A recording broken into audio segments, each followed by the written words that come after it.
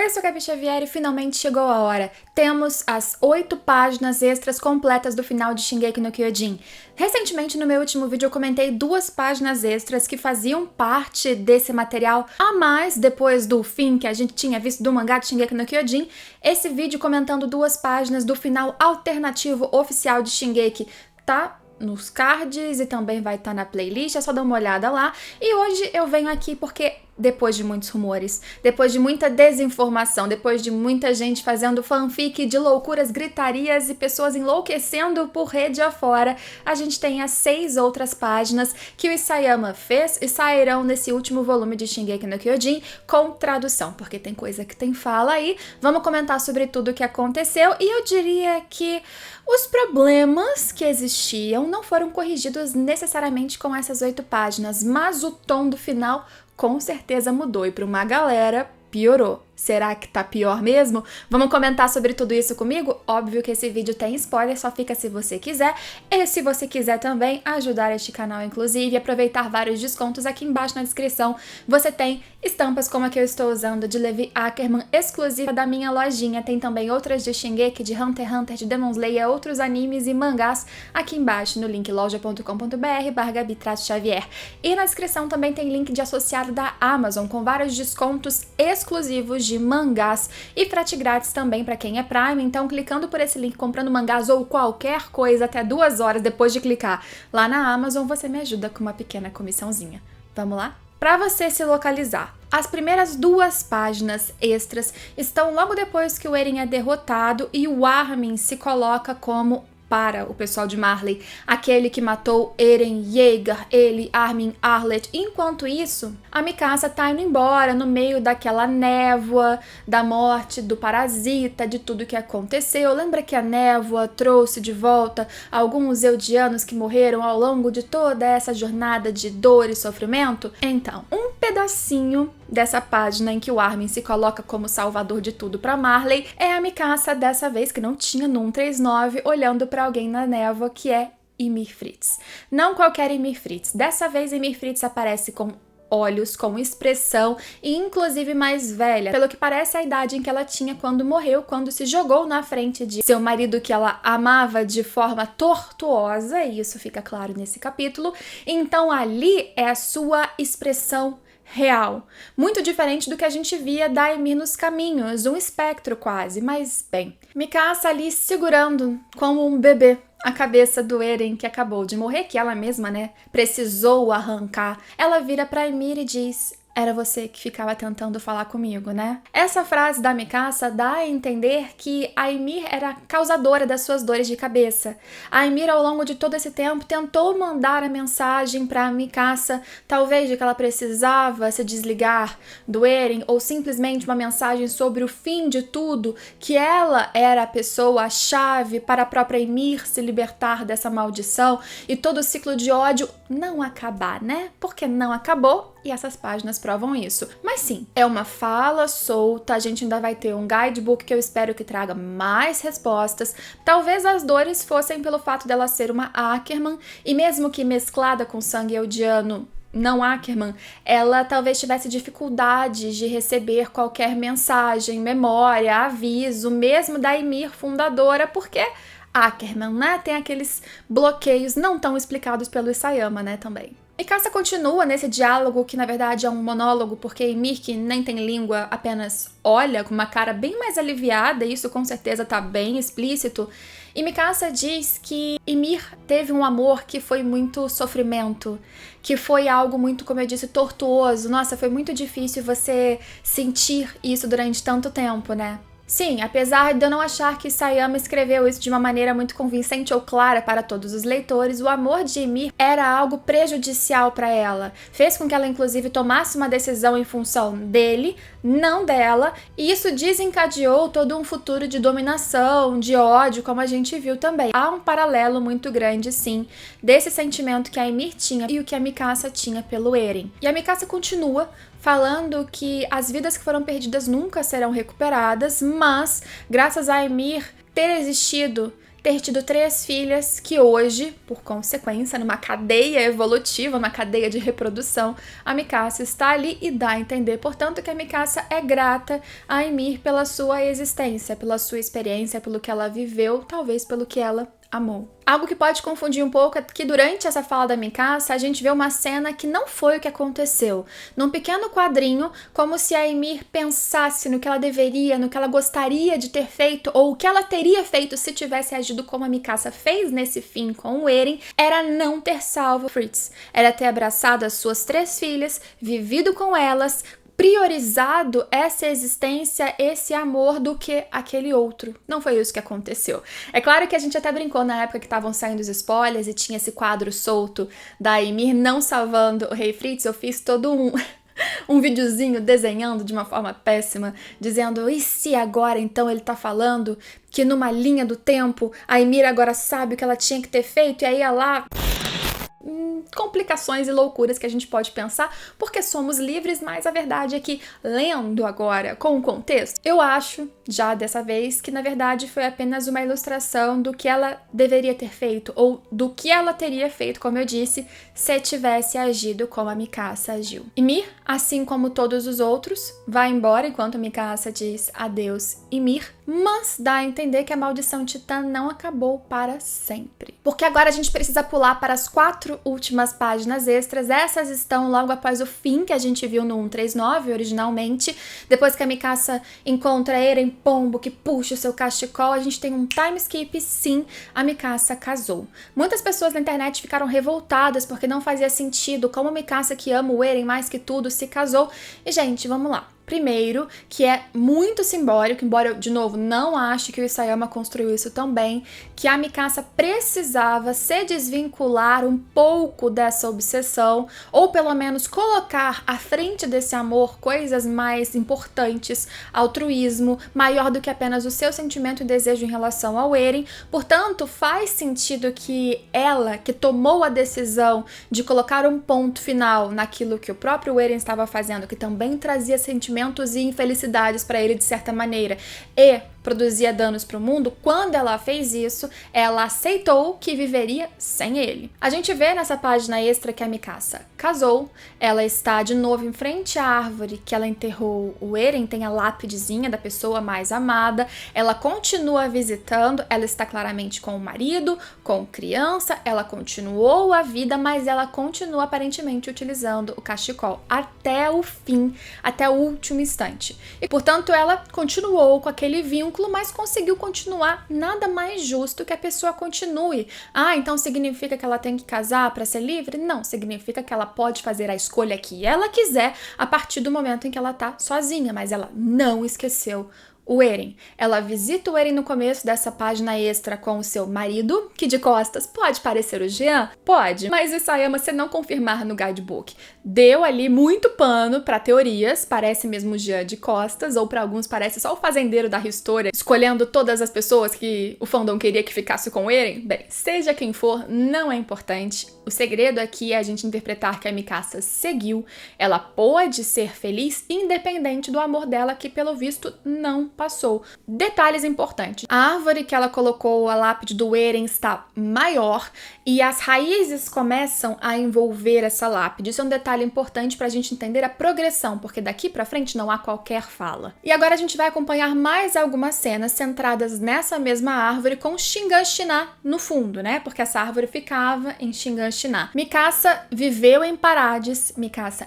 casou, teve família, provavelmente teve netos, e ela continuou visitando o túmulo do Eren durante esse tempo. Parades ao fundo continuou crescendo, se desenvolvendo, a arquitetura foi ficando progressivamente mais moderna, e no momento em que a gente vê a Mikasa já idosa, saindo de uma cadeira de rodas, usando para andar uma muleta para chegar até o túmulo do Eren, mesmo idosa, e mais uma vez entregar uma flor, ao fundo, Parades parece algo como talvez os anos 50, não sei dizer, não sei muito sobre arquitetura, mas não é algo moderno. Os edifícios estão inclusive sendo construídos, a gente vê aquilo crescendo, né? Parades se desenvolvendo, a guerra não chegou ali, mas 20% do mundo ainda continuou existindo depois do que o Eren fez. Esse momento em que a Mikasa idosa, junto com a família, vai entregar uma última flor no túmulo do Eren. A árvore está muito maior, nós quase não vemos a lápide e, de novo, Parades ao fundo está sendo construída. Eu não sei se a Mikasa ficava contando na lareira, sentada para os seus filhos e netos e maridos sobre o Eren, mas a verdade é que teve excursão da família até o fim. O que acontece depois? Mikasa aparece num quadro bem pequeno, simbólico, mas claramente já falecida. Idosa, obviamente, ainda usando seu cachecol, deitada, descansando em paz. O que aconteceu depois da sua morte, mais um time skip nas páginas extras. Parades agora aparece com prédios bem mais modernos, ou seja, não eram sequer os prédios que estavam sendo construídos quando a Mikasa estava quase morrendo. Tivemos mais um pulo de anos consideráveis até que, nesse painel sim, Parades está sendo atacada por tanques, por caças, e Parades está sendo destruída. É claro que dá pra dizer que, será que eles atacaram Parades inteira, apenas Shiganshina, mas eu duvido muito que uma movimentação do mundo pra atacar aqueles Eldianos, porque como que a gente vai saber se esses caras não têm titãs de novo e não vão destruir o mundo inteiro ou o que sobrou deles, né? Eu duvido que isso aconteceria apenas pra dar um sinal. Ou Isayama deixou livre interpretação até esse momento e eu acho que Parades foi amplamente ali atacada. O que a gente vê em seguida em Shiganshina de novo, porque o foco é Shiganshina e a árvore, a gente entende por que depois, são destroços. É claro que Parades também tinha cidade subterrânea, mesmo numa guerra que acaba com o território, ainda assim podem haver sobreviventes e existe um sobrevivente no mínimo, né?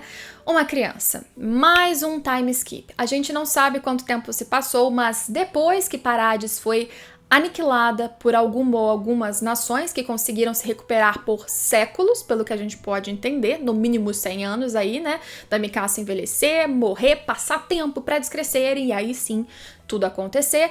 Aí surge um garoto que parece vir de dentro de Shiganshina, talvez desses sobreviventes que ficaram na cidade subterrânea ou que conseguiram viver ainda apesar da guerra de alguma forma. Ele tá todo equipado sozinho com um cachorro, vibe to your eternity, talvez. Ele tá com um mochilão, com equipamentos, a calça dele me lembra o trançado de alguma forma. Não sei porquê, pelo menos na versão preto e branca, a calça da própria tropa, mas eu acho que no máximo é easter egg ou referências estéticas que o Isayama manteve, com uma bengala e a criança que não tem rosto, porque na minha opinião pode ser qualquer um, se aproxima de uma árvore imensa.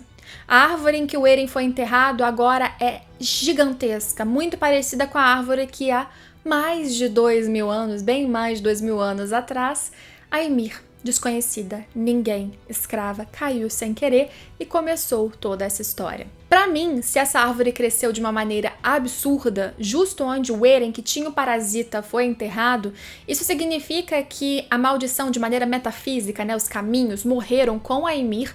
Eu fiz uma teoria de que os caminhos em si, eles eram muito atrelados à existência da Ymir Fritz, e o parasita e poderes titãs era uma coisa diferente, a combinação dos dois dava o boom que dava, mas se o parasita é, acima de tudo, uma existência corpórea, biológica, física, então se existe um pouquinho do seu código genético, sei lá, eu aqui de humanas tentando teorizar, que ficou ali naquela cabeça do Eren, que foi enterrado nas raízes dessa árvore, pode ser que essa raiz da árvore adquira, de alguma maneira, características parecidas ou bem iguais àquela lá do início da origem dos titãs. Algumas pessoas teorizam ou desejam que esse seja um filho, neto da Mikasa. Primeiro a gente tem que entender que neto não dá, porque os netos da Mikasa já existiam no momento em que ela era idosa, quase morrendo, e os prédios de Parades nem esses destruídos eram, então seus netos já envelheceram, talvez já morreram, já tiveram filhos que talvez morreram, mas ainda que fosse um descendente da linhagem da Mikasa, me pergunto se alguém que tem o sangue Ackerman, mesmo que misturado assim como a Mikasa tinha misturado também, se transformaria em titã.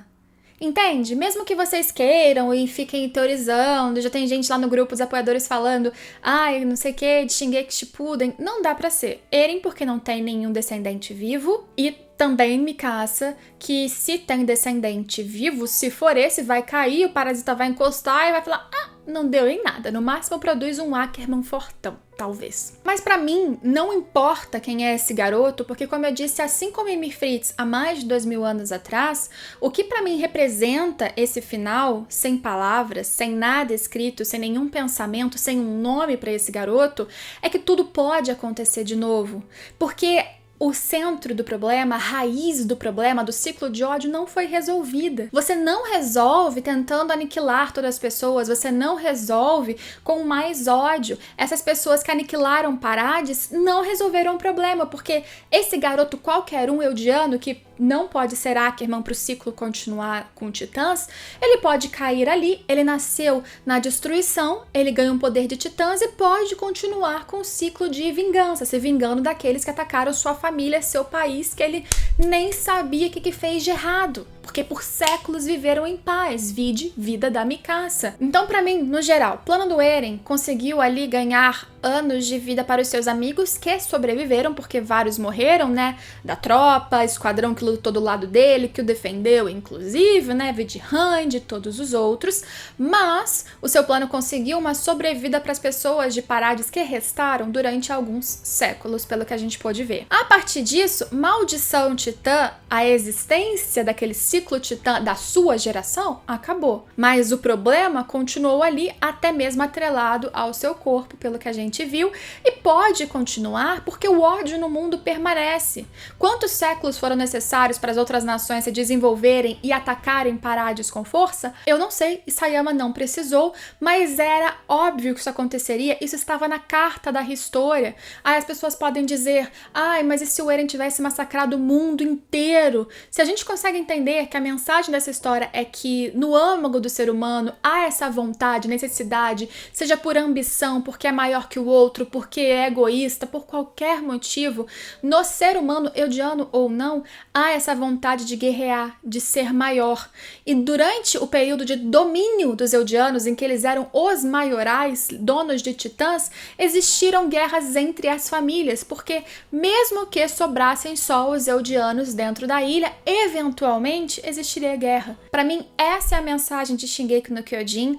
Eu acho que os problemas que existiram na finalização não são apagados com isso, né? Os furos, incoerências, de construção de personagens principalmente. Fala do Armin, coisas assim, nós só saberemos se foram minimamente corrigidas com o lançamento do volume em si, né? Ou do capítulo em si, pra gente ver se teve alteração de falas em outras páginas, mas com as páginas extras, essas 6, né, em especial, eu pelo menos fiquei satisfeita que o Isayama voltou pra mensagem, ou deixou um pouco mais clara a mensagem que era a mensagem de Shingeki no Kyojin desde o início. Eu concordo com ele que ele tinha um tema muito denso nas suas mãos que talvez ele não soube manejar. Às vezes é melhor explicar um pouquinho mais, principalmente se o tema deixa pontas para interpretações um pouquinho tortas. Então não é perfeito, mas de certa forma, diferente de muitas pessoas que acham que ele destruiu o fim mais ainda e piorou o que não dava para piorar, eu acho que não.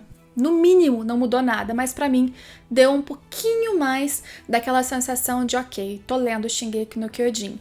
Eu sempre falei que pra mim a história ela tinha que terminar com a maldição dos titãs pra resolver tudo. Mas muito eventualmente eu até colocava e falava, mas se não terminar significa que o ciclo de ódio não tem fim, e essa é a mensagem. É isso. Esse sim é um fim um pouquinho mais caótico, né? Ele não teve coragem de fazer isso enquanto os personagens que o pessoal conhecia estavam vivos, portanto, Jean, Armin, Anne, todo mundo viveu, morreu, Ragnar e acabou. E séculos depois, aí sim, ele aniquilou o resto de Parades e provou que não dá pra ser tão doce assim se a fonte do problema não for resolvida. Será que ele vai continuar uma nova história com esse garoto misterioso? Acho que não tem necessidade. Ele disse que só quer fazer ou mangá de comédia ou a sua sauna, e eu acho que tem que ser isso mesmo. Shingeki já deu o que tinha que dar, os ciclos só se repetiriam, né? É um final pessimista? É um final amargo? Mas ele deu um acalentinho e um romance nas páginas anteriores para o pessoal tentar achar um equilíbrio nisso, né? Mas quero saber o que vocês acharam desse final, se vocês ficaram mais insatisfeitos ou satisfeitos. Eu, particularmente, estou um pouco mais tranquila, mas ainda tenho muito o que falar. Vai sair entrevista gigantesca ainda com Isayama, vamos ver se ele preenche algumas pontas e dúvidas nossas nesse momento. Guidebook, ou guia de personagens e do universo, também atualizado, sairá em breve quando tivermos todos esses materiais, mudanças eventuais na tradução, nas falas. Quando sair o volume final, eu volto e a gente continua nessa novela de comentar capítulo final de Shingeki no Kyojin. Espero que depois de tantos rumores e fake news e coisas distorcidas pela internet, eu tenha ajudado vocês com o meu jeitinho de falar demais sobre pouca coisa. Espero vocês em todos os próximos vídeos. Tchau, tchau! Vou trabalhar assim, essa é a linha que a gente tá vendo, e aqui é o ponto que tudo poderia mudar, e aqui é onde tudo acabou. Aqui tem o estrondo, tem o boom, e tudo que a gente viu, e aqui tem a Ymir recebendo a lança.